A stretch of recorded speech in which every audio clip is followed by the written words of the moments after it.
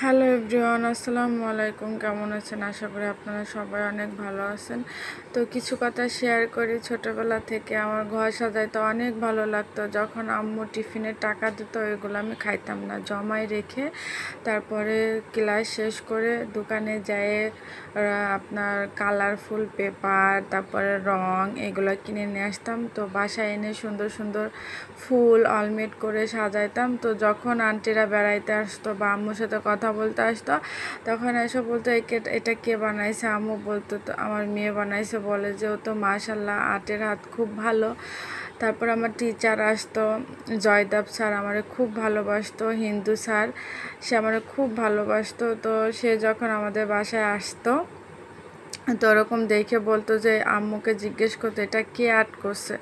আম্মু বলতে এটা আপনার ছাত্রী আর্ট করছে, ফারজানা। তা বলতেছে মাশাল্লাহ, ওর এরকম প্রতিভা, আগ্রহ দেখে খুব ভালো লাগছে, কখনো এটা মানা করবেন না। তো ইনশাআল্লাহ আস্তে আস্তে স্যারের কথাগুলো সত্যি আমার খুব ভালো লাগছে, ফলো করছি দেখা আজকে আমি এই পর্যন্ত আসতে পারছি। আর নিজে সবসময় কিছু করার চেষ্টা করবেন, অন্যের উপর নির্ভর না থাকাটাই ভালো। নিজে কিছু করলে সেটা সত্যি অনেক ভালো লাগে, কারণ হাত পায়ে তো কোনো জিনিস চাওয়া থেকে নিজে কিছু করা ভালো, তাই না?